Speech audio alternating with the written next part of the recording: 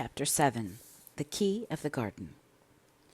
2 days after this, when Mary opened her eyes, she sat upright in bed immediately and called to Martha. "Look at the moor! Look at the moor!" The rainstorm had ended, and the grey mist and clouds had been swept away in the night by the wind. The wind itself had ceased, and a brilliant deep blue sky arched high over the moorland. Never, never had Mary dreamed of a sky so blue. In India skies were hot and blazing.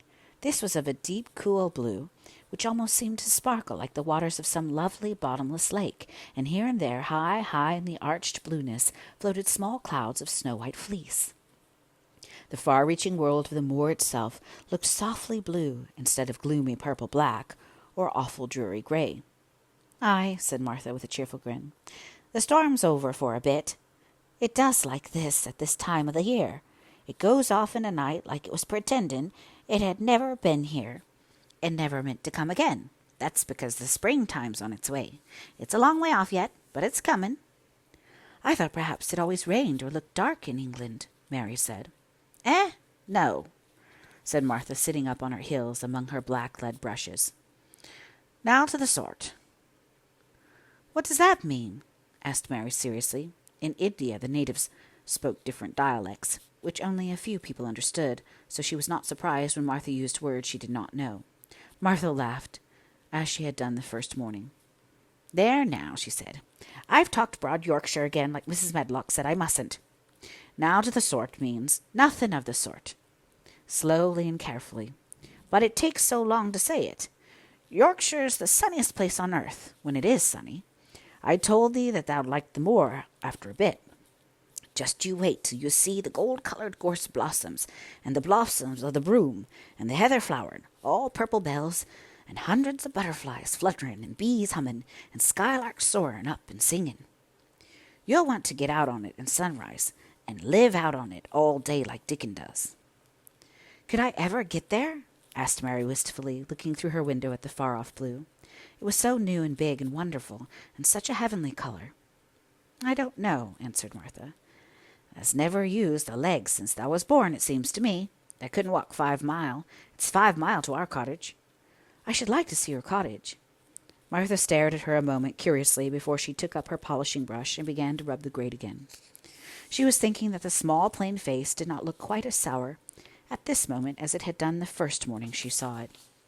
It looked just a trifle like little Susan Ann's when she wanted something very much. "I'll ask my mother about it," she said. "She's one of them that nearly always sees a way to do things. It's my day out today, and I'm going home. I am glad. Mrs. Medlock thinks a lot of mother. Perhaps you could talk to her."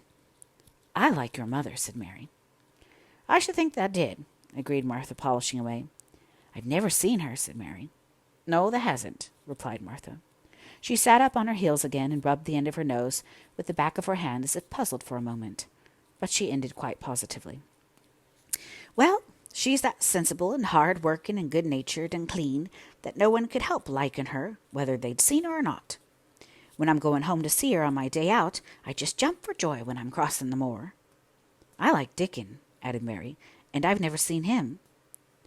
"Well," said Martha stoutly, "I've told thee that the very birds likes him, and the rabbits and wild sheep and ponies and the foxes themselves. I wonder," staring at her reflectively, "what Dickon would think of thee."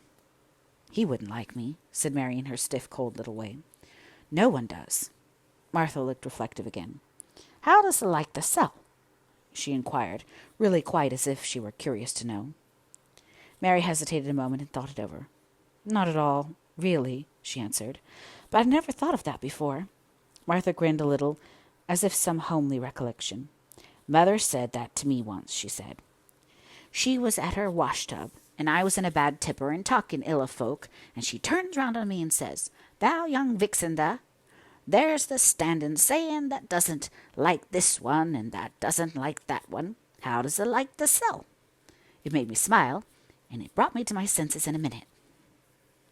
She went away in high spirits as soon as she had given Mary her breakfast. She was going to walk 5 miles across the moor to the cottage, and she was going to help her mother with the washing and do the week's baking and enjoy herself thoroughly. Mary felt lonelier than ever when she knew she was no longer in the house.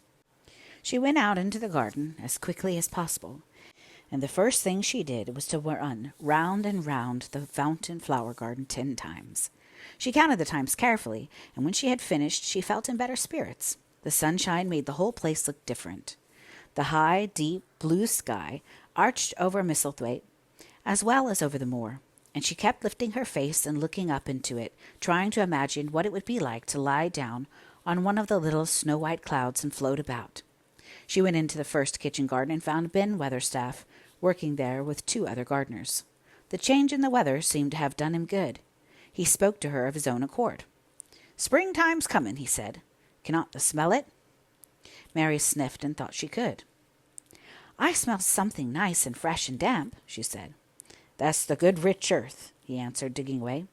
"It's in a good humour, making ready to grow things. It's glad when planting time comes. It's dull in the winter, when it's got naught to do. In the flower gardens out there, things will be stirring below in the dark. The sun's warming 'em. You'll see bits of green spites sticking out the black earth after a bit." "What will they be?" asked Mary. "Crocuses and snowdrops and daffodillies. Has I never seen 'em?" "No, everything is hot and wet and green after the rains in India," said Mary, "and I think things grow up in a night." "These won't grow up in a night," said Weatherstaff. "I'll have to wait for 'em. They'll poke up a bit higher here and push out a spike more there and uncurl a leaf this day and another that. You watch 'em." "I am going to," answered Mary. Very soon she heard the soft rustling flight of wings again, and she knew at once that the robin had come again. He was very pert and lively, and hopped about so close to her feet, and put his head on one side and looked at her so slyly that she asked Ben Weatherstaff a question. "Do you think he remembers me?" she said. "Remembers thee?" said Weatherstaff indignantly. "He knows every cabbage stump in the gardens, let alone the people. He's never seen a little wench here before, and he's bent on finding out all about thee. There's no need to try to hide anything from him." "Are things stirring down below in the dark in that garden where he lives?" Mary inquired. "What garden?" grunted Weatherstaff, becoming surly again. "The one where the old rose trees are." She could not help asking, because she wanted so much to know. "Are all the flowers dead, or do some of them come again in the summer? Are there ever any roses?" "Ask him," said Ben Weatherstaff, hunching his shoulders toward the robin. "He's the only one as knows. No one else has seen inside it for 10 year." 10 years was a long time, Mary thought. She had been born 10 years ago. She walked away, slowly thinking. She had begun to like the garden just as she had begun to like the robin and Dickon and Martha's mother. She was beginning to like Martha too. That seemed a good many people to like, when you're not used to liking. She thought of the robin as one of the people. She went to her walk outside the long ivy-covered wall, over which she could see the tree-tops, and the second time she walked up and down the most interesting and exciting thing happened to her, and it was all through Ben Weatherstaff's robin. She heard a chirp and a twitter, and when she looked at the bare flower-bed at her left side, there he was, hopping about and pretending to peck things out of the earth to persuade her that he had not followed her. But she knew he had followed her, and the surprise so filled her with delight that she almost trembled a little. "You do remember me," she cried out. "You do! You are prettier than anything else in the world."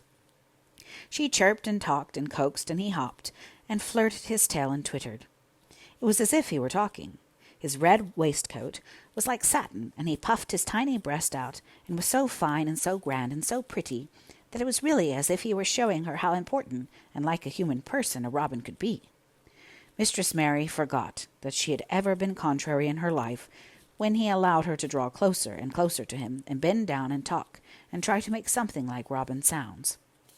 Oh, to think that he should actually let her come as near to him as that!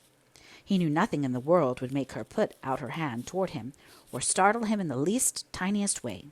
He knew it because he was a real person, only nicer than any other person in the world. She was so happy that she scarcely dared to breathe. The flower-bed was not quite bare. It was bare of flowers because the perennial plants had been cut down for their winter rest. But there were tall shrubs and low ones which grew together at the back of the bed, and as the robin hopped about under them, she saw him hop over a pile of freshly turned-up earth. He stopped on it to look for a worm. The earth had been turned up because a dog had been trying to dig up a mole, and he had scratched quite a deep hole. Mary looked at it, not really knowing why the hole was there. And as she looked, she saw something almost buried in the newly turned soil. It was something like a ring of rusty iron or brass, and when the robin flew up into a tree nearby, she put out her hand and picked the ring up. It was more than a ring, however. It was an old key, which looked as if it had been buried a long time. Mistress Mary stood up and looked at it with an almost frightened face as it hung from her finger. "Perhaps it has been buried for 10 years," she said in a whisper. "Perhaps it is the key to the garden."